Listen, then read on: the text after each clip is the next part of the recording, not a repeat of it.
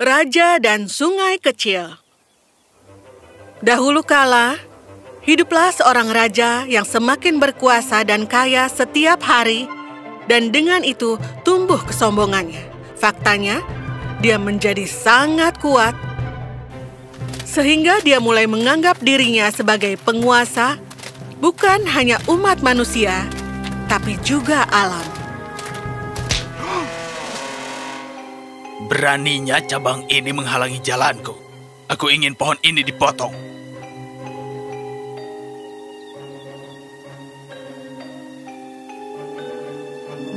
Yang mulia, ini pohon terbesar dan tertua di istana ini.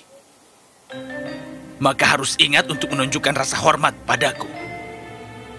Segera tebang. Tukang kebun berpikir bahwa raja akan melupakan semua tentang pohon itu, tapi tidak. Beberapa hari kemudian, ketika raja melewati jalan itu lagi, dia sangat marah. Aku sudah memintamu untuk menebang pohon ini. Beraninya kau tidak mematuhiku. Penjaga, bawa dia ke penjara. Dan tebang pohon ini. Pohonku yang indah, ku mohon. Ayah, aku mohon tolong lepaskan dia. Dia akan melakukan apa yang ayah katakan. Ini adalah peringatan terakhirku. Jika kau tidak menebang pohon itu, kau akan masuk penjara.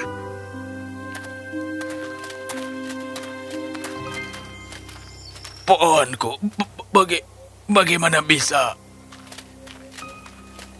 Jangan khawatir, kami tidak akan menebangnya. Kami hanya akan memindahkannya ke taman di luar rumahmu. Terima kasih, terima kasih.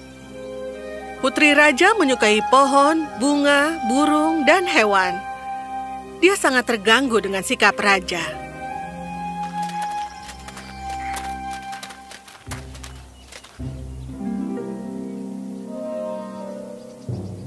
Aku adalah raja. Bunga-bunga ini seharusnya menghormatiku. Singkirkan mereka.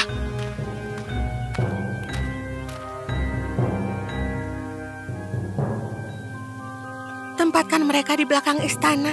Ayah tidak pernah pergi ke sana.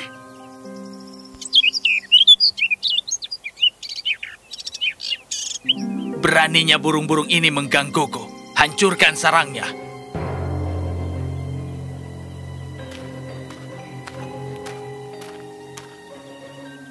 Taruh di pohon di luar kamarku. Mereka akan aman di sana. Tapi suatu hari, terjadi hal yang bahkan tidak dapat diperbaiki oleh sang putri. Raja sedang berjalan-jalan di taman istana dan tiba di sebuah sungai kecil yang mengalir di sana. Hati-hati, Tuan. Wow. Yang mulia, kau baik-baik saja. Sungai itu, aku ingin dipindahkan. Sekarang juga. Ya, Yang mulia. Kosongkan semua airnya. Di depanku. Sekarang. Semua pelayan raja diperintahkan untuk melakukan tugas itu. Ember demi ember, tangki demi tangki, mereka mencoba mengosongkan sungai, tapi tidak bisa. Sungai itu terus mengalir seperti biasa. Tutup dengan batu. Mereka mencoba menutup dengan batu, tapi air menemukan cara untuk menyelinap melalui alur kecil yang dibuat batu dan terus mengalir. Jadi akhirnya, raja yang marah memerintahkan, isi sungai dengan pasir dan tanah sehingga tidak ada jalan untuk mengalir dan harus mengering.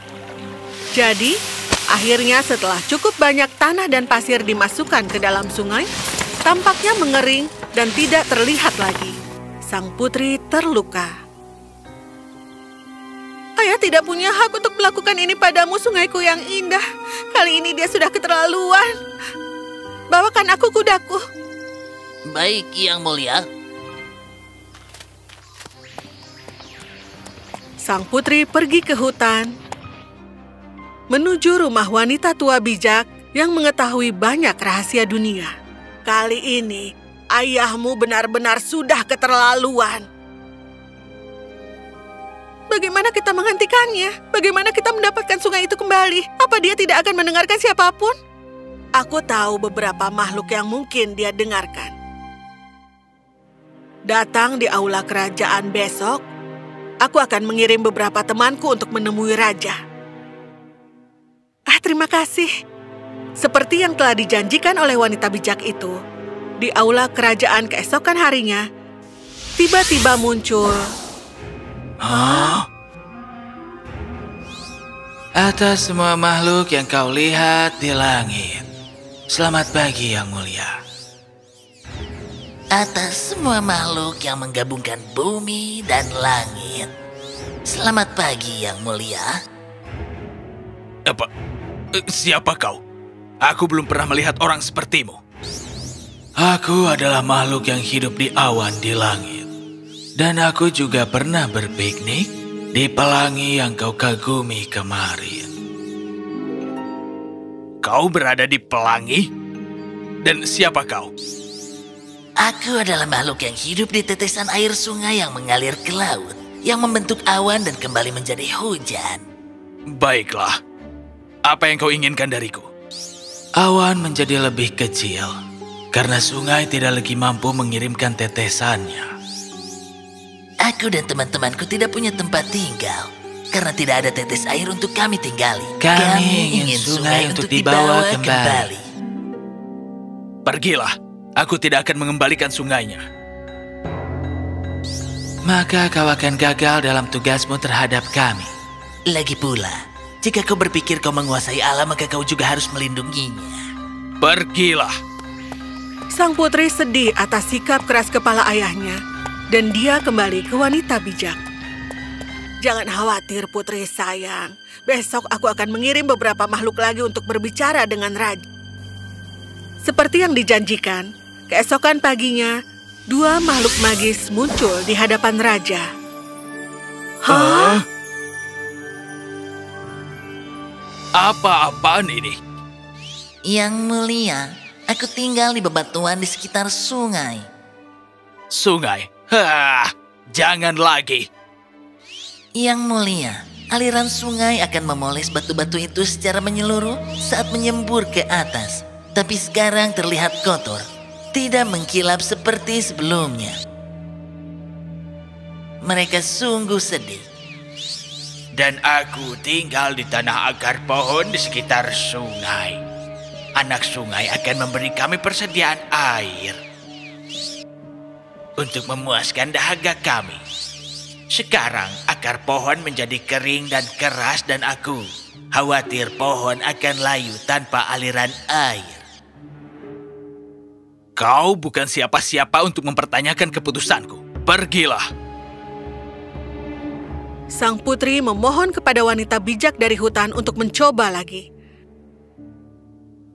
Dan kali ini, dia mengirimkan makhluk yang paling indah. Apalagi ini? Aku tinggal di bunga-bunga di sekitar tamanmu yang sangat kau cintai. Tanpa air dari sungai, bunga-bunga di sekitar akan mati. Dan bunga-bunga di taman lainnya akan sangat muak dengan kesedihan atas kekejamanmu. Beraninya kau menyebutku kejam?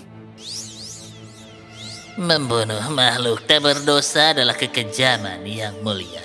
Aku tinggal di rerumputan sekitar sungai yang biasa kau nikmati saat berjalan-jalan. Dan ku beritahu, rerumputan akan segera mati.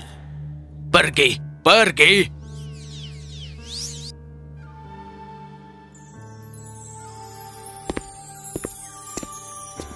Sang putri menangis karena dia bisa melihat tidak ada cara untuk membuat ayahnya menyadari malapetaka yang ditimbulkan di taman pada ibu alam. Wanita bijak meyakinkannya bahwa dia akan mencoba untuk terakhir kalinya.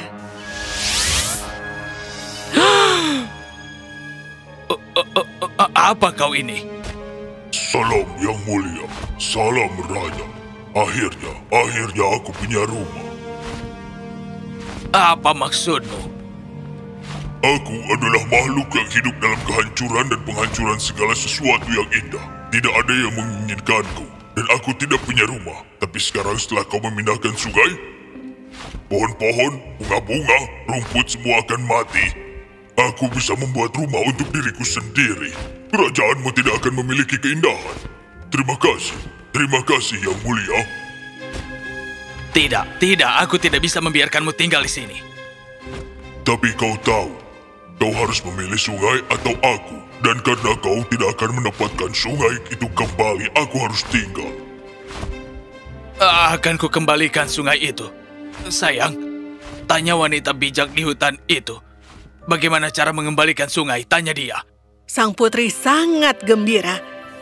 Dia pergi ke wanita bijak di hutan secepat mungkin dan bertanya padanya. Katakan saja pada ayahmu untuk berjalan-jalan di sepanjang dinding taman. Dia akan tahu. Jadi sang putri mengajak ayahnya berjalan-jalan di sepanjang tembok taman. Dan kupu-kupu?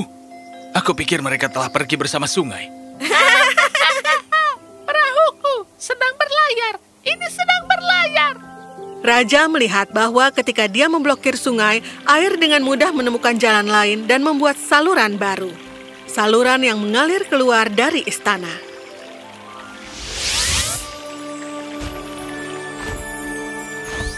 Ibu alam selalu menemukan jalan.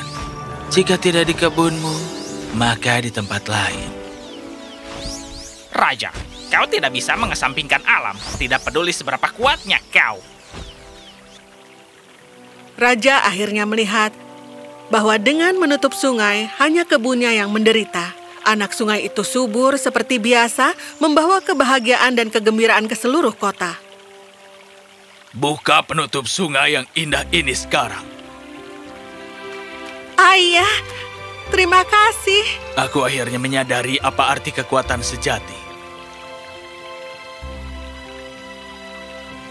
Itu seperti ibu alam, seperti sungai, membawa kegembiraan dan kebahagiaan. Ayah tidak akan pernah lagi menjadi orang bodoh dan arogan. Ayah berjanji.